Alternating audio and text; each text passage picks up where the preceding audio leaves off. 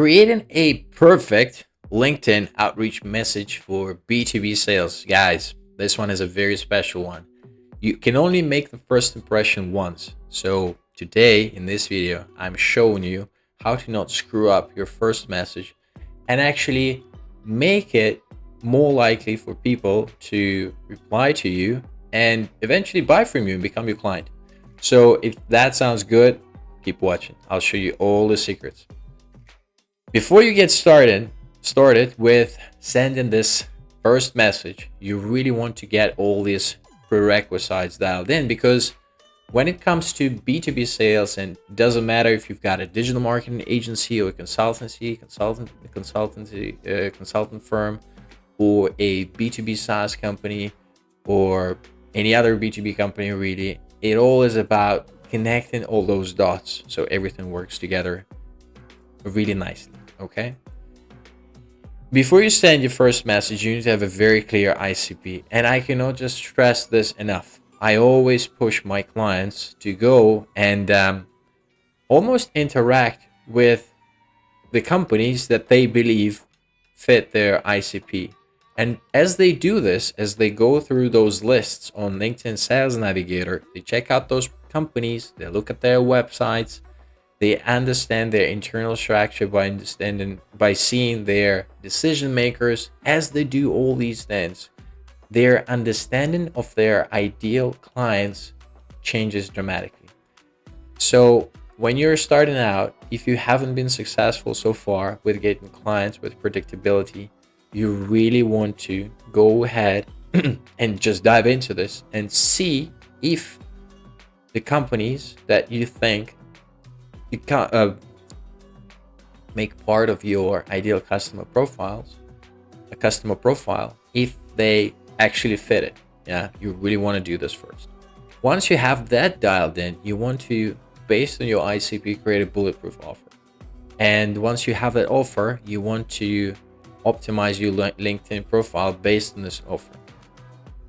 The offer itself, the closer it is to helping the companies, your clients, to making money, or the closer it is to helping them spend less, so reduce their costs, stop wasting their money or their funds, whatever, the easier it is to sell.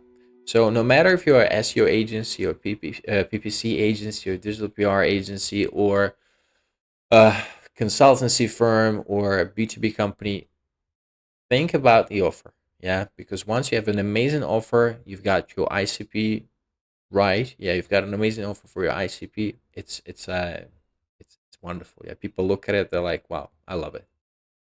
Once you have that dialed in, you go to LinkedIn and optimize those things, optimize the profile based on these two things. And when I say optimize LinkedIn profile, I mean, of course, including calling out your target audience in the headline, showing them what your offer is, and just optimizing your LinkedIn profile based on the human psychology. And I have a small example here. This is Duchenne smile, and Google it. Duchenne smile is a type of smile that politicians use and actors and everybody, like any public figure, really, they need to understand how this works. And the impression that you can make based on just your LinkedIn profile, how you smile, the colors you pick, how everything is sorted out on your page, it really demonstrates your proficiency for top tier clients that are looking for top tier agencies and companies. Okay, so I highly recommend you optimize your LinkedIn profile based on this. So once you've got everything here dialed in, you go to the components of your perfect outreach message on LinkedIn. The first thing, you have to send the message as soon as possible after the person accepts your connection request. Because once they've done this, it means they're here. Yeah, so they can actually read your message. And if you think about it, like, remember the last time you accepted a connection request, you kind of checked out their profile, you were like, okay, this looks like a legit person. So you kind of like approved them inside your head. Yeah, you're like, yeah, seems like a nice guy, girl, whatever. And you hit the accept button. And this is how the psychology works. Once you, if you were to get a message from that same person like right away, the chances are the chances that you will reply, they skyrocket. Okay, and the same works obviously for your connections. Yeah, so the moment they accept, ideally, yeah, send them a quick message and say something funny, and I'll cover that in a moment now. Yeah, the idea is to send them a message and get a response. Yeah, so that is the first step of starting a conversation, starting any form of interaction on LinkedIn or wherever it is. Yeah, because once you start communicating with somebody, once you say hi, and if you hear a hi back, well, you've got a dialogue going on, so it's not like a monologue anymore. So congratulations, you've gone through the first stage of the communication process. So this is the first very, very important point. And once you start getting this chit chat going, and it depends with people, sometimes different people, different walks of life, different backgrounds, different countries, different time of the day. Yeah, depending on all of these things, you might end up having a very an amazing conversation where the person on the other side is actually supporting it, asking you questions as well, and you can push it all the way to a discovery call fairly quickly, like right in the moment. I had it happen numerous times. It happens. It's not frequent, but it does happen. So once you really feel there's this momentum going, you can quickly get them on a call, like call them up to their mobile phone, to their landline. Just ask them for like, oh man, like what's your phone number? Can I call you real quick? And you just call them and just have a conversation. And if you can do this, help sales dramatically. Okay. However, if this is not going, yes, say for example, you missed the moment and or the conversation is not going really well, they're busy or there's something else going on, whatever, you are starting the conversation, they're not there anymore. You have to really upfront be honest about like what you contacting them about. Yeah. And it doesn't mean you have to pitch your thing right away, but you can be upfront and say, I'm reaching out based, I wanted to ask you certain questions about this company that you work in. But here's how I do this, okay? And I'll show you an example at the end of the video so you know exactly what I'm talking about. Now, I highly recommend you personalize this message with some witty stuff. Yeah, it takes only maybe a few more minutes to do. Sometimes it's very, very quick if they provide this information right in their profile. So, like I had this one guy, he included this that he does like fly fishing or something, in a certain part of the country that he's from. So I mentioned it real quick, and it helps to stand out really easily because nobody does this. Yeah, everybody's going for those crazy numbers. Everybody wants to send tremendous, crazy amount of outreach messages, and everybody's looking for quantity instead of going for quality and depth. Okay, so take some time, personalize with some witty stuff, and again, I'll show that in the example that I'm about to demonstrate to you in a moment. So these are the components of the message, and here are the essentials. You have to really plug this in as well to make this entire thing work. But first of all, do not expect anybody to reply to your message. If you get a response to your first message, wow, you've done an amazing job. The majority of people never respond. So when you don't get a response, surprise, surprise, you're doing everything right. Everything is fine. You haven't screwed up yet. Yeah, you would screw up if you stop following up. And I'm saying here that you need to use intelligent follow-ups because in reality, it's not about really the outreach message as such. Well, it is really, really important. Like you've done your homework, you've personalized it. Yeah, going back, you've personalized it with some witty stuff about themselves. Maybe you went through their LinkedIn profile, maybe you checked out their company page and found them in the team and found some interesting biography part, or maybe you had some time to go on their Instagram and check it out. Whatever it is, you have done your homework. And then it's time to follow up because they will not respond anyway. But when they will have an opportunity and check out this thread that you keep bumping up with your intelligent messages, they will see the homework that you've done. You've showed them that you've been personal, you've reached out, you're really standing out, trying to give them value. And this is what this follow-up stuff is really all about. You want to give them value. And one of the ways to follow up is engage with their content. So this is not always available because the absolute majority of people do not create any form of content on LinkedIn. They're just stalking. They've no time for this. They don't not doing this. So this is not always possible. However, if there is a decision maker that does create content, then you should be all over it. Yeah, maybe they do not create content on LinkedIn, but maybe they do create content on Instagram. So it's another opportunity for you to kind of jump in there and show your presence, show that you're on really on top of this, then, and just be there. Okay. And your mindset, and this is in regards to the intelligent following up.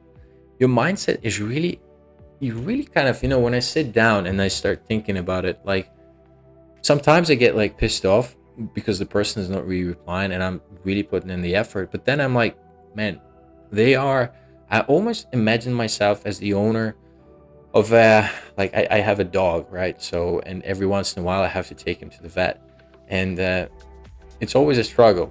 And I'm sure if you own a pet or if you know somebody who owns a pet, it's always a struggle taking them to the doctor. More often than not, that's a challenge. So but you have to do this. They do not like this, but you have to do this. And ultimately, it's for their good afterwards. So this is something that you're doing here as well. You're helping them, you are educating them, and you're upbringing the stuff that they do. Okay. And this is important, like upbringing. Like, it's so often people are really, really crushing this in the wrong way. I mean, instead of like, I get this a lot of SEOs doing this, like, I checked out your website and this is what's wrong with it. Like, guys, why would you do this to the guy? Why would you do this to the company? Maybe they like hired somebody, they paid a lot of money, they spent a lot of time, they got burned, they know that they've got this stuff that is wrong, but they don't have the capacity to fix it, or they're afraid to fix it because they got burned. And then on top of this, you come in and say that something's wrong with this website. And like, who are you to tell them about this? Like, they do not know you. Why would you bring people down? So instead of telling them everything about what's wrong with their website, you can come in and just, show some love. You should say, oh man, you've got an amazing design. How many interactions did it take you?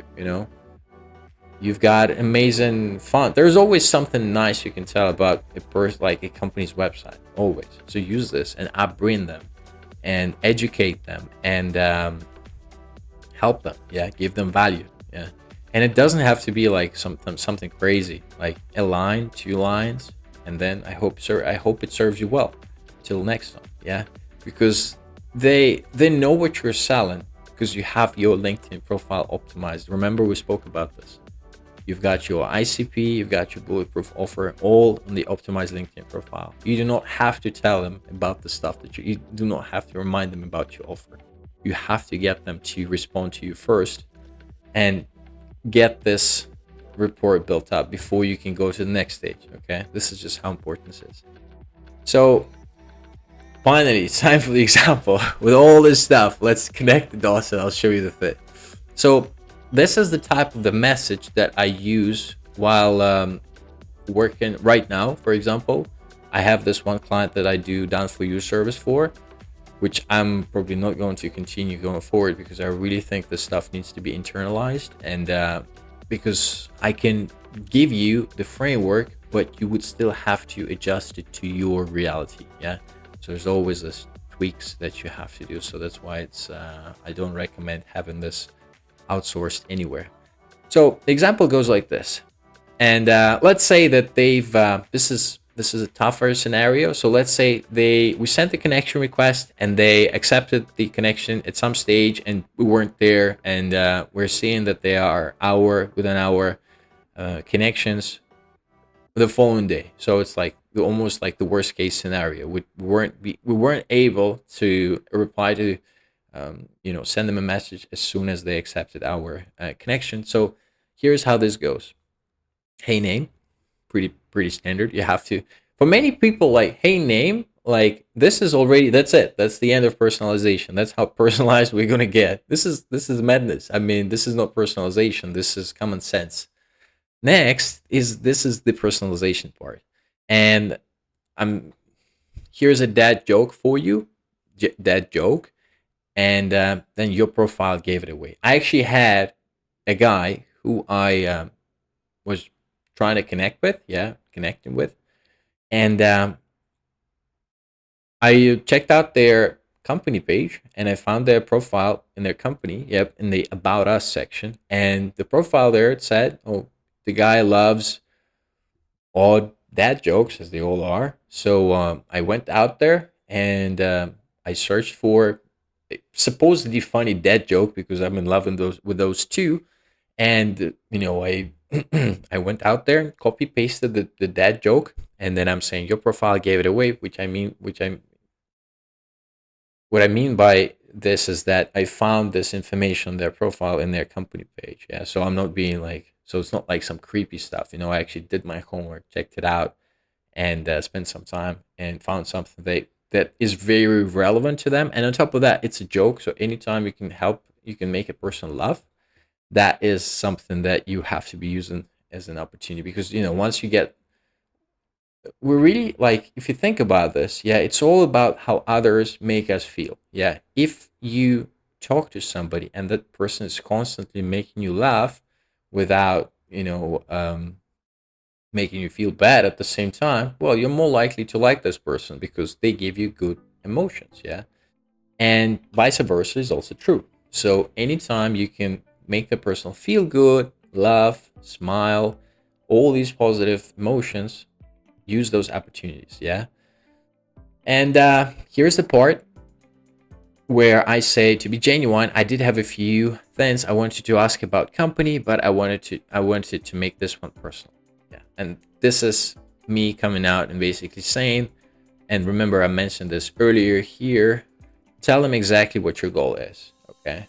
This is exactly what my goal is. I want to ask a few questions,